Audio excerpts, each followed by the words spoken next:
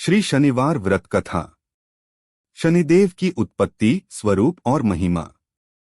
श्री गणेशाय नमः। नमः शिवाय। शनैश्चराय नमः। जो श्रद्धा और नियमपूर्वक शनिवार व्रत की कथा का श्रवण करता है, शनिदेव उसके जीवन से दुख, दरिद्रता और कष्टों को हर लेते हैं तथा उसे धैर्य, न्याय और धर्म का मार्ग दिखाते हैं। ऋषिमुनियों ने कहा है, सूर्य, चंद्र, मंगल, बुध, गुरु, शुक्र, राहु और केतु के साथ शनि नवग्रहों में सबसे प्रभावशाली ग्रह हैं।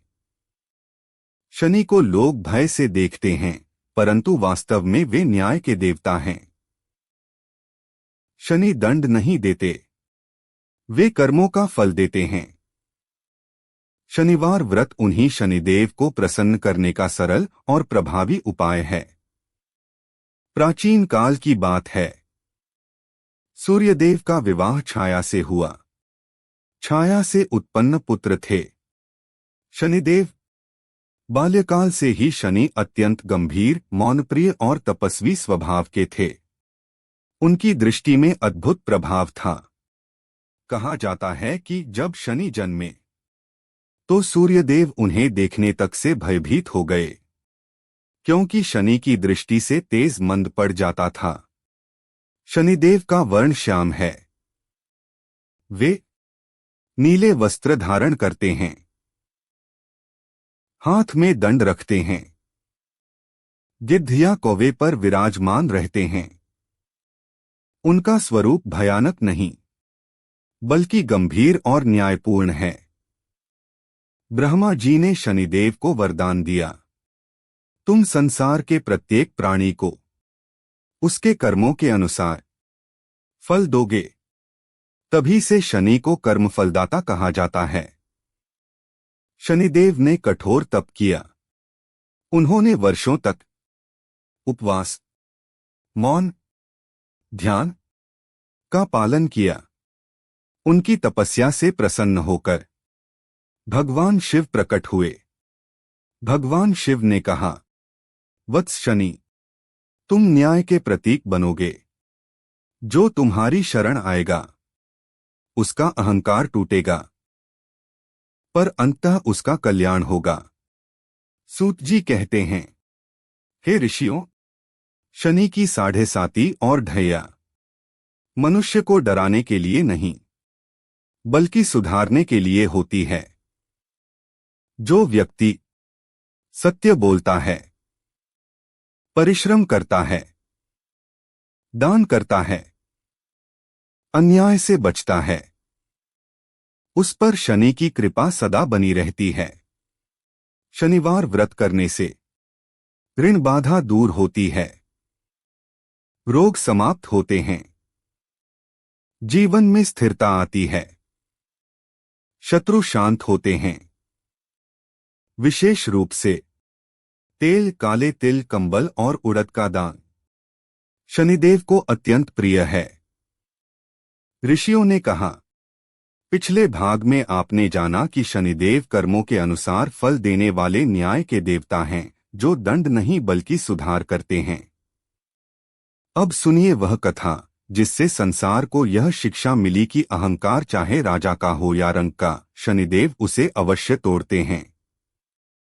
उज्जैनी नगरी में राजा विक्रमादित्य का राज्य था। वे पराक्रमी, न्यायप्रिय, दानी, धर्मनिष्ठ थे। उनके द्वार से कोई भी याचक खाली नहीं लौटता था। प्रजा उन्हें देवतुल्य मानती थी। एक दिन सभा में राजा विक्रमादित्य ने गर्वपूर्वक कहा, मेरे राज्य में अन्याय नहीं है। मैं स्वयं धर्म का पालन करता हूं। मुझ पर किसी ग्रह या देवता का कुप्रभाव नहीं पड़ सकता।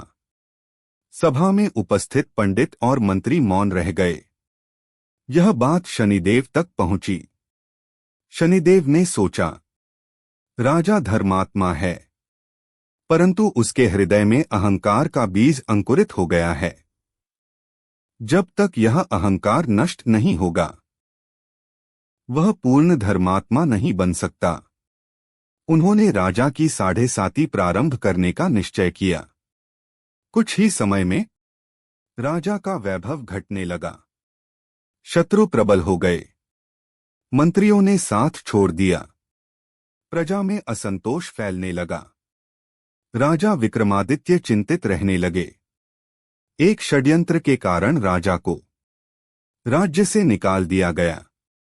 जिस सिंहासन पर वह बैठता था वही सिंहासन छिन गया।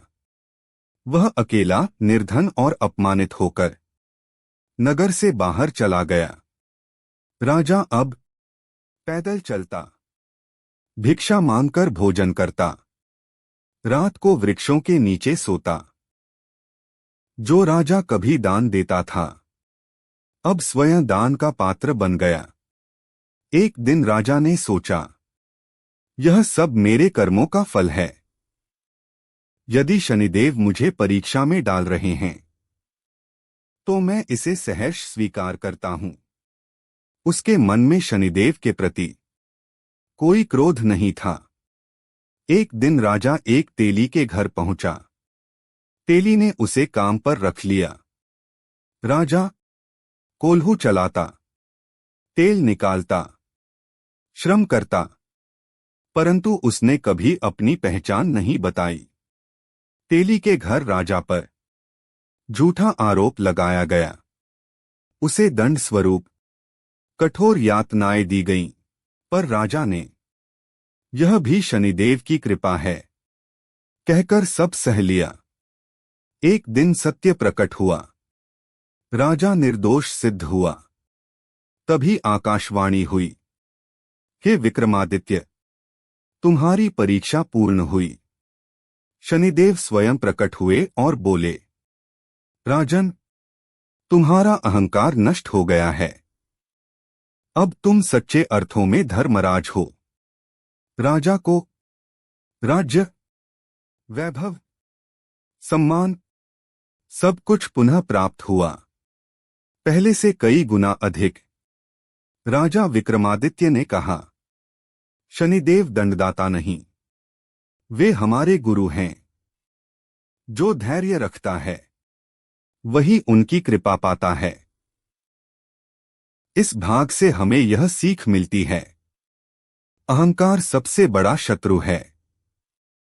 शनि धैर्य की परीक्षा लेते हैं। सत्य और संयम से ही शनि प्रसन्न होते हैं। ऋषिगण कहते हैं, पिछले भाग में आपने सुना कि किस प्रकार राजा विक्रमादित्य का अहंकार शनिदेव की परीक्षा से नष्ट हुआ और अंत में उन्हें पहले से भी अधिक वैभव प्राप्त हुआ। अब यह मत समझिए कि शनिदेव केवल राजाओं की ही परीक्षा लेते हैं। उनकी दृष्टि में राजा और रंक समान हैं। अब सुनिए एक गरीब ब्राह्मण की कथा, जिससे यह स्पष्ट होगा कि शनिदेव की कृपा धैर्य, सत्य और भक्ति से प्राप्त होती है। किसी नगर में एक अत्यंत निर्धन ब्राह्मण रहता था। उसके पास न धन था, न भूमि, न कोई सहारा। उसका जीवन भिक्षा पर निर्भर था, परंतु उसके हृदय में अटूट भक्ति थी। वह प्रतिदिन शनिदेव का स्मरण करता और कहता, हे शनिदेव, यदि यह मेरी दरिद्रता मेरे कर्मों का फल है तो मैं इसे सहर्ष स्वीकार करता हूं। ब्राह्मण हर शनिवार उपवास करता, पीपल वृक्ष के नीचे दीपक जलाता, काले तिल चढ़ाता, शनिदेव की कथा सुनता। उसके पास दान देने को कुछ नहीं था, परंतु उसकी भावना शुद्ध थी। शनिदेव ने सोचा, यह ब्राह्मण निर्धन है, परंतु इसके हृदय में कोई शिकायत नहीं है। इसकी भक्ति की परीक्षा लेना आवश्यक है। ब्राह्मण पर शनि की ढैया आरंभ हुई। कुछ ही समय में जो थोड़ा बहुत अन्न मिलता था वह भी छिन गया। शरीर रोगग्रस्त रहने लगा। लोग उसका उपहास करने लगे, परंतु ब्राह्मण ने कभी शनिदेव को दोष नहीं दिया।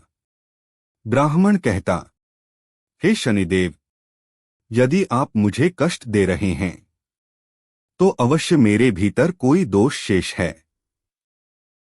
उसका विश्वास और भी दृढ़ हो गया। एक दिन दुर्भाग्यवश ब्राह्मण की झोपड़ी में आग लग गई। जो थोड़ा सा सामान था वह भी जलकर भस्म हो गया। पत्नी रोने लगी, बच्चे भूख से तड़पने लगे। उस रात ब्राह्मण पीपल के नीचे बैठकर बोला, हे कर्मफलदाता शनिदेव, आज आपने मेरा सब कुछ ले लिया, परंतु मेरी भक्ति आप नहीं ले सकते। उसकी आंखों से आंसू बह रहे थे, परंतु मन में शिकायत नहीं थी। अचानक आकाश में गड़गड़ाहट हुई। नीले वर्ण का एक दिव्य पुरुष प्रकट हुआ। वह बोले, वत्स, मैं तुम्हारी परीक्षा ले रहा था। तुम्हारा धैर्य अडिग रहा। वह स्वयं शनिदेव थे। ब्राह्मण तुरंत भूमि पर गिर पड़ा।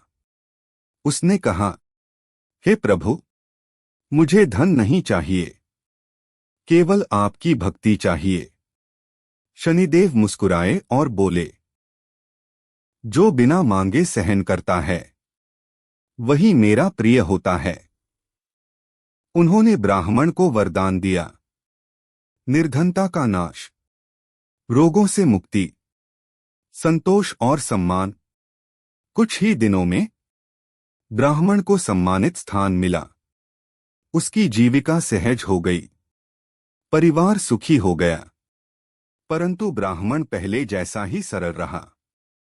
वह लोगों से कहता, शनिदेव से डरिए मत, वे अन्याय नहीं करते, वे केवल हमें सही मार्ग दिखाते हैं।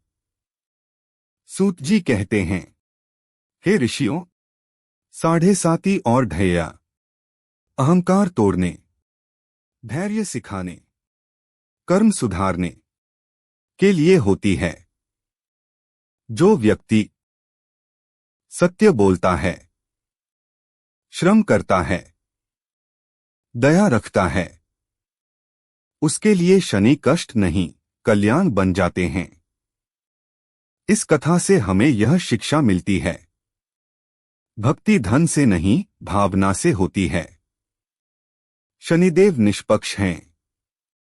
सहनशील व्यक्ति ही शनि की कृपा पाता है, ऋषिगण कहते हैं।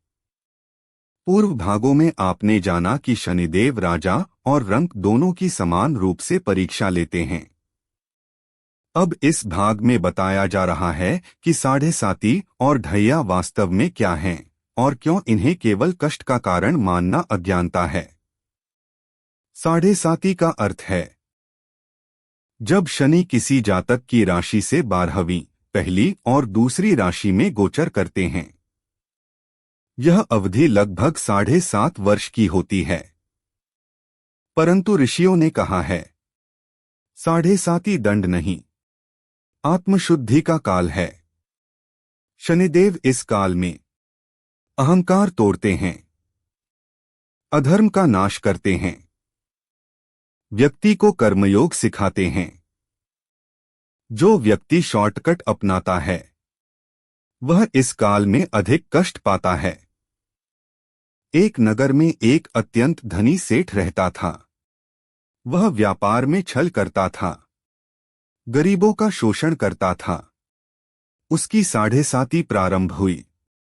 कुछ ही समय में व्यापार घाटे में गया। साझेदार धोखा देकर भाग गए। समाज में अपमान हुआ। सेठ को समझ नहीं आया कि यह क्यों हो रहा है। एक दिन सेठ एक साधु के पास गया। साधु ने कहा, यह शनि की कृपा है, अपने कर्म सुधारो। सेठ ने छल छोड़ दिया, सत्य से व्यापार किया, शनिवार व्रत किया, दान देना प्रारंभ किया। साढ़े साती समाप्त होते होते सेठ का व्यापार पुनः फला फूला। समाज में सम्मान लौटा, मन शुद्ध हो गया। ढैया लगभग 2.5 वर्ष की होती है। यह व्यक्ति को धैर्य, संयम, आत्मनियंत्रण सिखाती है। एक किसान अत्यंत परिश्रमी था, परंतु वह अधीर था। ढैया के समय फसल नष्ट हुई, परिवार में तनाव बढ़ा। किसान ने शिकायत छोड़कर कर्म पर ध्यान दिया। ढैया समाप्त होते ही उसके जीवन में स्थिरता आई। ऋषि कहते हैं, शनि की दृष्टि न्याय की दृष्टि है। वह देर करते हैं पर अंधेर नहीं। शनिदेव की कृपा पाने के लिए शनिवार को उपवास, पीपल में दीपदान, काले तिल का दान, असहाय की सेवा, असत्य से दूरी, अहंकार, छल, आलस्य, अन्याय, ये शनि को अप्रसन्न करते हैं। शनिदेव कहते हैं, जो मेरा विरोध नहीं करता, जो धैर्य रखता है, मैं उसका मार्ग स्वयं प्रशस्त करता हूं। साढ़े साती भय का कारण नहीं, ढैया सुधार का अवसर है। शनि हमारे कर्मों के शिक्षक हैं। ऋषिगण कहते हैं, जिस प्रकार बिना दीपक के अंधकार दूर नहीं होता, उसी प्रकार बिना विधि के व्रत पूर्ण फल नहीं देता। अब सुनिए शनिवार व्रत की संपूर्ण विधि, जिसे श्रद्धा से करने पर शनिदेव शीघ्र प्रसन्न होते हैं। शनिवार व्रत शुक्ल या कृष्ण पक्ष के किसी भी शनिवार से आरंभ किया जा सकता है। विशेषकर श्रावण, पौष और चैत्र मास में यह व्रत अत्यंत फलदायी माना गया है। प्रातः ब्रह्मा मुहूर्त में उठकर स्नान करें, काले या नीले वस्त्र धारण करें, शनिदेव का स्मरण करें। फिर हाथ में जल, काले तिल और पुष्प लेकर संकल्प करें, हे शनिदेव, मैं अमुक कारण से आपका शनिवार व्रत अमुक अवधि तक करूंगी।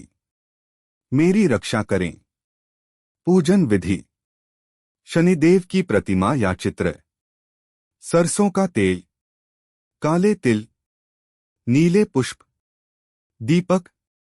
सरसों के तेल का दीपक जलाकर कहें, शन शनैश्चराय नमः। इस मंत्र का कम से कम 108 बार जप करें। शनिवार को पीपल वृक्ष का विशेष महत्व है।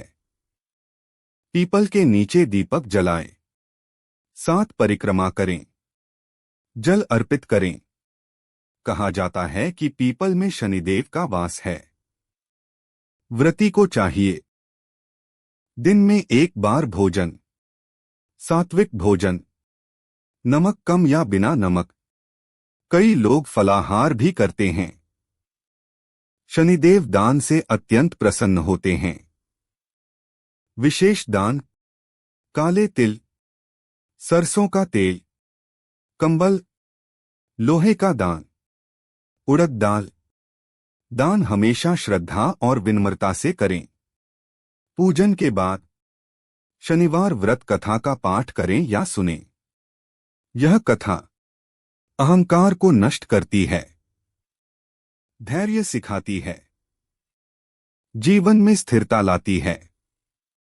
व्रत के दिन झूठ न बोलें, क्रोध न करें, किसी का अपमान न करें, आलस्य से बचें, क्योंकि शनि संयम को प्रिय मानते हैं। जो व्यक्ति न्याय करता है, गरीब की सहायता करता है, श्रम करता है, अहंकार से दूर रहता है, उसके जीवन में शनिदेव रक्षक बन जाते हैं। एक स्त्री ने लगातार 21 शनिवार तक व्रत किया। वह अत्यंत दुखी थी, परंतु उसने धैर्य नहीं छोड़ा। 21वें शनिवार को उसके जीवन में शांति आई, रोग दूर हुआ, गृहक्लेश समाप्त। ऋषि कहते हैं, जो श्रद्धा से शनिवार व्रत करता है, उसके जीवन से दरिद्रता, रोग और भय शनिदेव स्वयं दूर कर देते हैं। शनिवार व्रत करने वाला अकाल मृत्यु से बचता है, ऋण मुक्त होता है, जीवन में स्थिरता पाता है।